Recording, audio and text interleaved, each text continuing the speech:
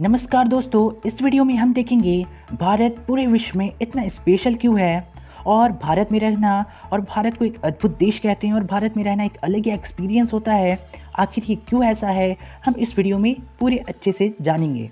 तो ये है हमारा पूरा विश्व और ये है हमारा प्यारा भारत। और ये देख सकते हैं आप, भारत बहुत सारे देशों के बीच में है। इसके साउथ में है श्रीलंका, बगल में है पाकिस्तान, ऊपर में है चाइना, थोड़ा सा जो हमारा बॉर्डर है वो अफ़गानिस्तान के साथ भी है, नॉर्थ में नेपाल हमारे साथ में है, भूटान है, बांग्लादेश है, म्यांमार है। तो इतने सारे देशों के बीच भारत है। ये सब भारत के पड़ोसी देश कह सकते हैं आप।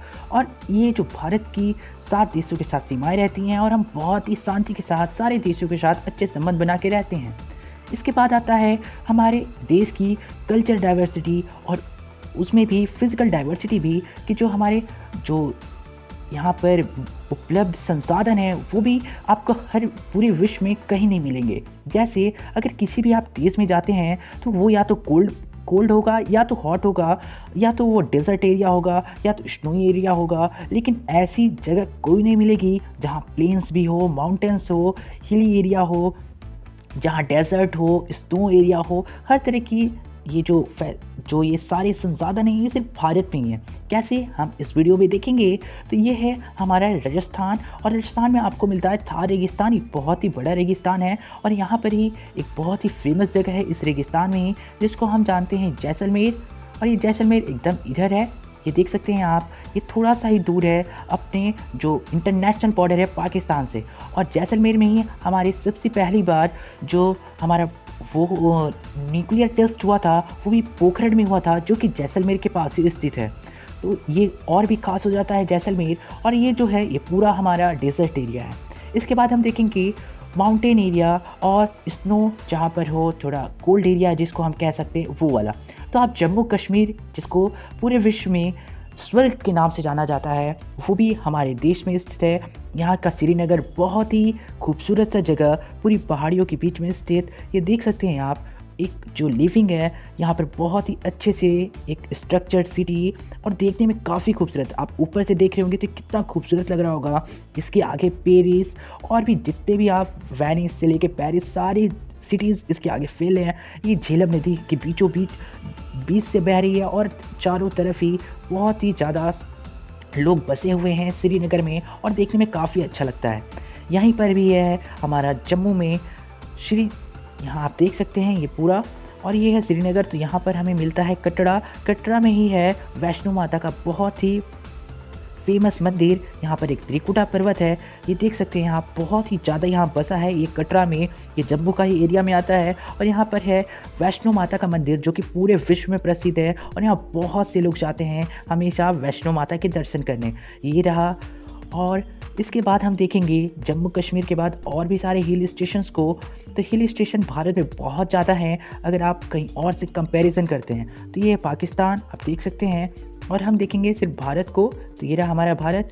और यहाँ पर है हिमाचल प्रदेश, उत्तराखंड, ये भी माउंटेन एरिया है, कोल्ड एरिया है, और यहाँ पर आपको बहुत सारी जो डाइवर्सिटीज़ मिलेंगी, और यहाँ रहने में भी बहुत अच्छा है। यहाँ पर जो स्नो जो स्कीइंग होती है वो भी आपको संसाधन मिलेंगे। रहा शिमला आप बहुत ही प्रसिद्ध है, हर जगह आपने नाम बहुत सुना होगा शिमला की वादियों का। और यहीं पर है ऊपर में मनाली, जहाँ पर लोग जाते हैं। ये यहाँ पर कोल्ड मतलब ठंडियों में जाएंगे तो बहुत ही अच्छा जगह है यहाँ घूमने लायक, और ये बहुत ही अच्छे अच्छे जगह हैं जो कि आपको कहीं और नहीं जाना, आप देश में ही अपने घूम सकते हैं, और यहाँ बहुत ही अच्छी चीज़ें देख सकते हैं। आपको किसी भी इंटरनेशनल टूर की ज़रूरत नहीं पड़ेगी। उसके बाद आता है अगर आपको प्लेन एरिया में जाना है, तो ये हमारा उत्तर प्रदेश, बिहार और ये मध्य प्रदेश, ये सब एरिया है जहाँ पर आपको पठार तक नहीं मिलते, एकदम प्लेनी एरिया है। और यहाँ पर आपको बीच से बहुत सारी इम्पॉर्टेंट रिवर्स बहती हुई दिखेंगी, जैसे गंगा, यमुना।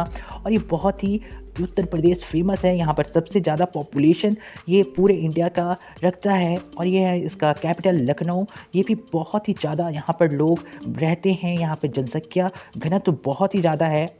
लखनऊ और उत्तर प्रदेश में। उसके बाद हम देखते हैं, अगर आपको ट्राइबल्स एरिया देखना है जहाँ पर बहुत ही सालों से लोग उसी तरह रह रहे हैं जैसे वो बहुत पुरानी जैसे सभ्यताओं में रहते थे, तो वो आप अगर नॉर्थ ईस्ट एरिया में जाते हैं तो यहाँ पर एक ट्राइबल एरियाज़ मिलते हैं, जैसे मेघालय का गारो खासो जयंतिया, ये गारो खासी, ये सब एक ट्राइबल्स ग्रुप हैं।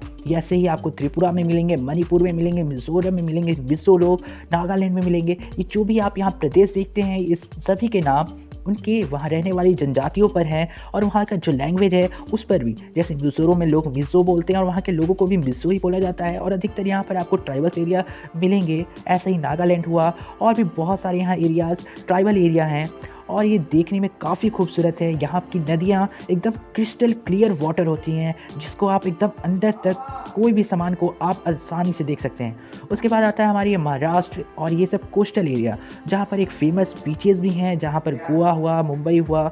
और ये जो मुंबई है, अगर आपको बहुत ही वेल डेवलप्ड सिटी चाहिए, अगर आप इसको पूरे वर्ल्ड से कंपेयर करना चाहें, तो वैसा सिटी ये रहा हमारा मुंबई, जो बहुत ही डेवलप्ड सिटी है और बहुत ही मतलब अगर आप ग्लोबल कॉम्पिटिशन में देखिए तो वैसी सिटीज़ बहुत ही थोड़ा इंडिया में एक्सपेंसिव सिटी जिसको कहा जाता है इंडिया के हिसाब से, वो सिटी ये है। उसके बाद अगर आपको सिलिकॉन वैली, जैसे पूरे विश्व का सिलिकॉन वैली है अमेरिका में, अगर आप इस तरफ जाते हैं तो आप अमेरिका में देखेंगे एक सिलिकॉन वैली है जिसको हम कहते हैं कैलिफोर्निया को।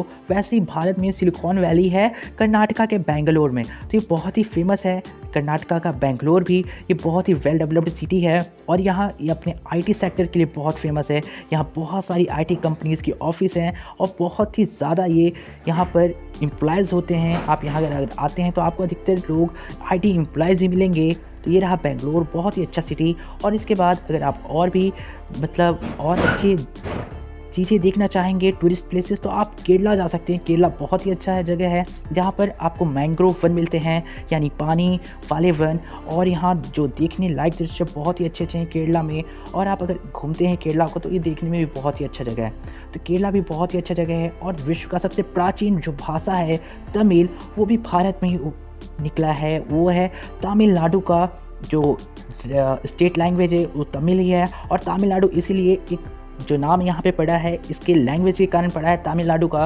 और यहाँ पर बहुत ही मद्रास जो है, ये चेन्नई जो पुराना नाम मद्रास है, यहाँ पर भी आपको लोग मिलेंगे। वेल्लोर हुआ, बहुत ही अच्छे अच्छे जगह भी हैं। और तमिल पूरे विश्व की सबसे प्राचीन भाषा है। उसके बाद है संस्कृत, और संस्कृत के बाद है हिंदी।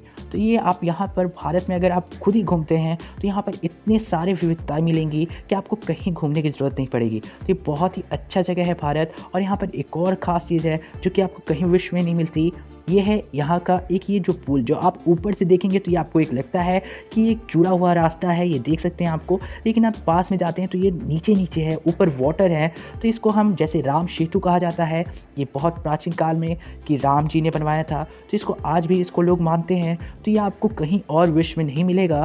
तो इस तरह की विविधताओं और इतने सारे फीचर्स के कारण ही भारत को एक अद्भुत देश कहा जाता है, और लोग भारत के लिए पूरे मतलब बहुत ही लोग भारत के लिए एक्साइटेड रहते हैं। तो यही है भारत की विशेषताएं।